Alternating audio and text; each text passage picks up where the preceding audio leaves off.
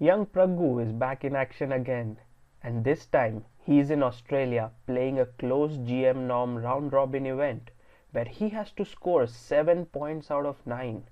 Not at all an easy task, but if someone can do it, it has to be our little Praggu.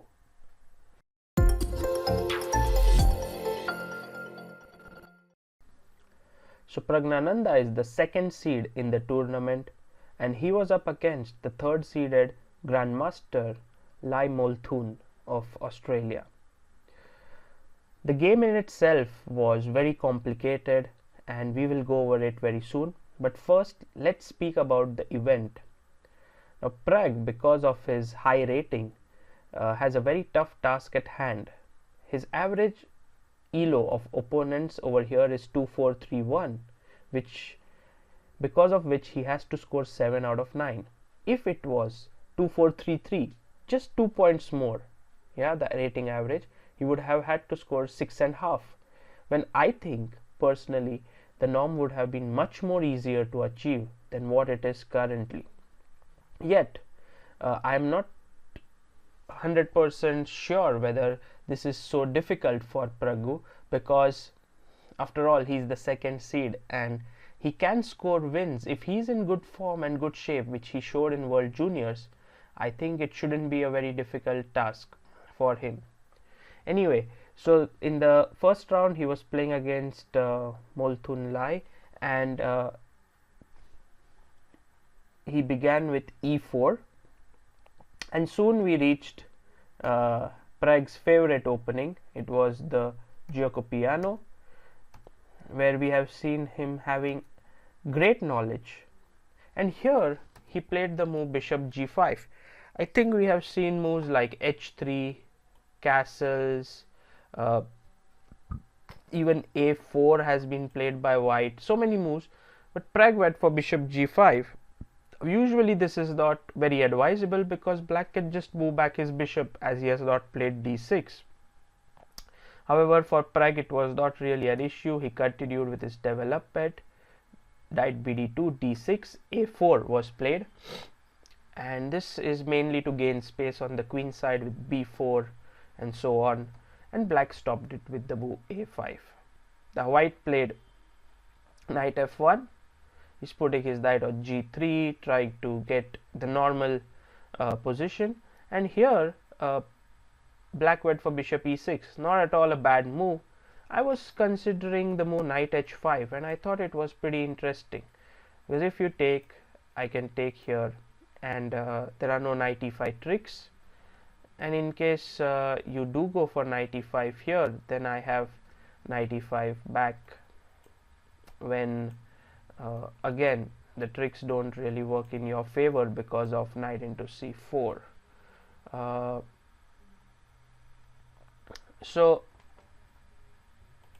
in the game he went bishop e6 and Pragg took fe6, and now this structure which you see over here, with black having these two pawns against white's e4 pawn, is a very tricky one, because in a way black has excellent play down the f file over here, but white is always looking for the move d4, when it is very important to know how black should respond.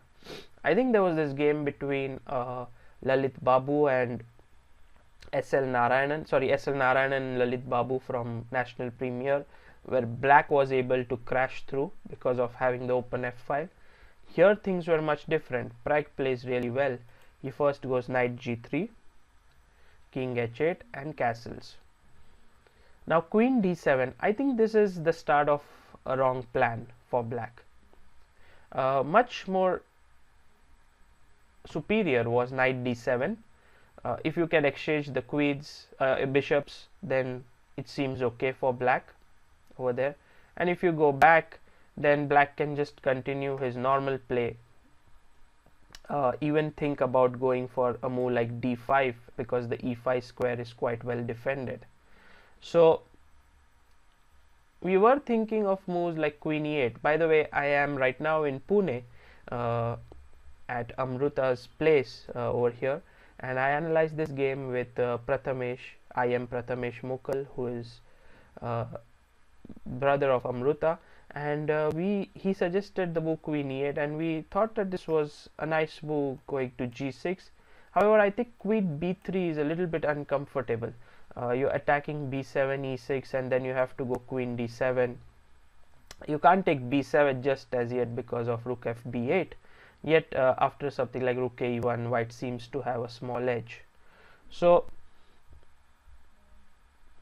in general, although queen d7 looks completely wrong, rook e1 was played, d4 could also have been played directly, rook f7, and here Pragg went for the nice move, bishop d2, which I think is very strong. Mainly he stops rook f8 because of knight g5. The rook is nicely trapped here, and also he forces h6 and now b4. So because of h6, suddenly moves like knight h4, knight g6 become a reality. So again, rook f8 is not very desirable, and b4, now he's starting his play on the queen side. Queen e8. You can see that overall black got completely confused as to what he should be doing, and he runs down into an inferior position very quickly, d4. If you asked a Joko Piano player what is his dream, he would say this, his everything developed. So from this position, the fact that Pragg had to fight really hard for the full point shows very highly of black's play from this point onwards, and also the fact that Moulthun is a very strong player. It's just that he got outplayed in the opening. Pragg plays the next phase of the game very well for now. He plays bishop e3, he plays rook b1. He is pushing black. He knows that black has nothing much to do, and so h3. He makes these waiting moves. Knight f1, also very nice.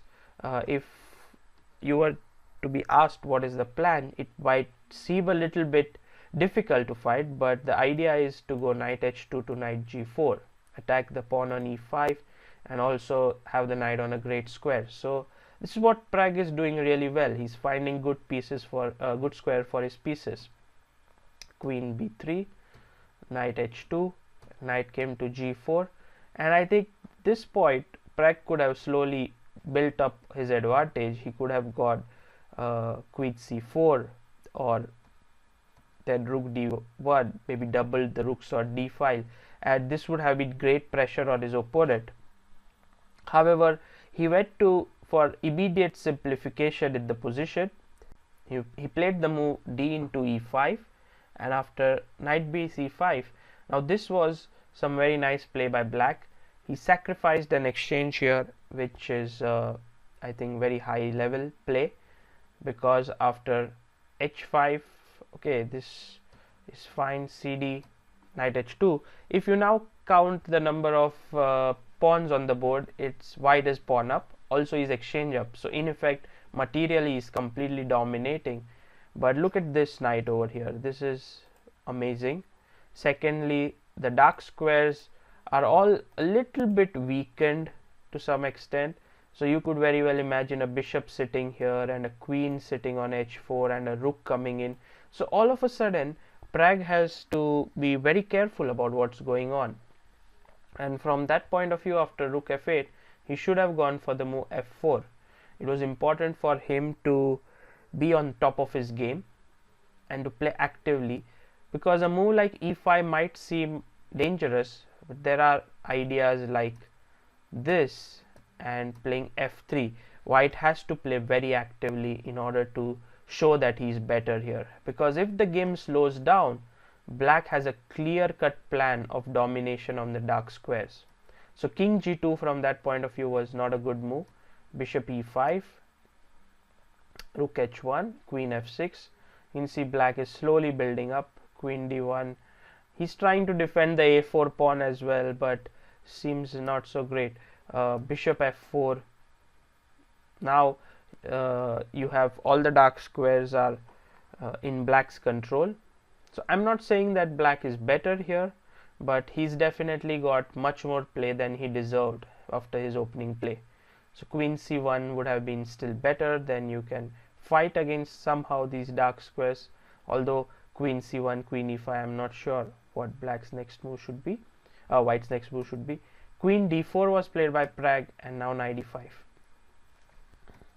queen e3, and here well, the engine suggests to take on a4 when black has good compensation for the exchange. I think this is a correct evaluation, but he kept queen h4, and I think this is very natural because you want to somehow mate white's king, who is looking so weak. And now Pragg finds this brilliant idea, and I think this is what helped him win the game. He was under tremendous pressure here, and when I was looking at this game with Prathamesh, we came to the conclusion that g5 looks so good. By the way, if you are unable to think properly here, you might as well just lose the game. Let's say, for example, you do something like rook d6, then you will have to be first of all, knight c4 is a possibility for sure, but also something like knight g6 has to be taken care of. You know, this is not a very simple position. But g5 is met with a very tricky move. The idea is, of course, black wants to play knight to g6 to f4, but Pragg had prepared this idea, rook d4, which is so very smart. Now you can't move the knight because of ideas like e5 coming in, and also here rook d6 is possible, because if you look at it this way, there is no real threat. Rook goes to f1 here, and if you take on h3, I can just play rook g1. So actually rook d4 is in some way a waiting move, and once you go back, now there is no knight c4 coming, so I'll take on d6. Moulthun played rook f7, which was not particularly a very active move, but it keeps the position. Rook d6 might still not be possible, so rook d4 is a good move by Pragg. g5, he went rook g1. Now you can see his rooks are perfectly placed. Knight g6, king h1. This is very smart defense. Rook into d6, knight h3, rook g3, and overall white has a completely winning position here. I think in a way Pragg defended very well, yet the excitement was not over, because after g4 he took on b6, good move. You can't take on f3 because I can just take, so there was this tactic here, and here Pragg had to be just very emotionless and bring his rook back from b7 into the game with rook d7, but he took on e4. This complicated matters a bit. Rook f2, king h1, and this is where I would like you to pause this video and think for a while. This is not an easy position. It's black to play. How are you going to hold a draw over here? Well, I hope you had a good think over here and you were able to find this simply tremendous move. Rook h2 is definitely an option, but I don't see how you are going to draw after this. You're just a rook down, so rook h2 doesn't work. In the game he played rook a2, but after rook h3, nice move by Pragg. Knight f1, queen g4 would have been strong, but after queen g3, rook a1, this might still be just better for white. After king h2 and queen b7, I can take on h3 and hope to win this endgame. So knight f1, rook a1 was a bad move. Now came queen g1, queen g4, and rook d7, h2, when black resigned because queen f2 is just going to be curtains. So a good game by Pragg, but we have to come back to this position where I did ask you what is black's best move, and the right move is rook e2, and the point is after queen e2, queen g3, white is in great trouble because there's a mate on g1, so he has to play queen g2. And now there are two ways to draw. I would recommend knight f2 because it sets a small trap, although queen e1, queen f1 is also a draw with perpetual. If you were to play knight f1 here, then once again after knight f4 you are in trouble because say queen g1, queen takes e4, and that's all over. So knight f2, king g1, knight h3, and now if you go to h1 it's a draw. If you go to f1, I have this very cheeky little check queen f4, which gives me a winning position. Now the king cannot go in, so you have to play king e1, and now queen c1 is just winning the game. Knight f3 doesn't really inspire confidence because a move like knight g5 is very strong. So overall it wasn't a very clean victory for Pragg, but 1 point means a lot, especially in such tournaments where you have to make a norm. Starting off well is so very important. So he's 1 out of 1, and he needs 6 points out of the remaining 8 rounds. We will be following his games, and I hope you will join us for the next 8 days when we will continue covering this very interesting event, the Australian Masters.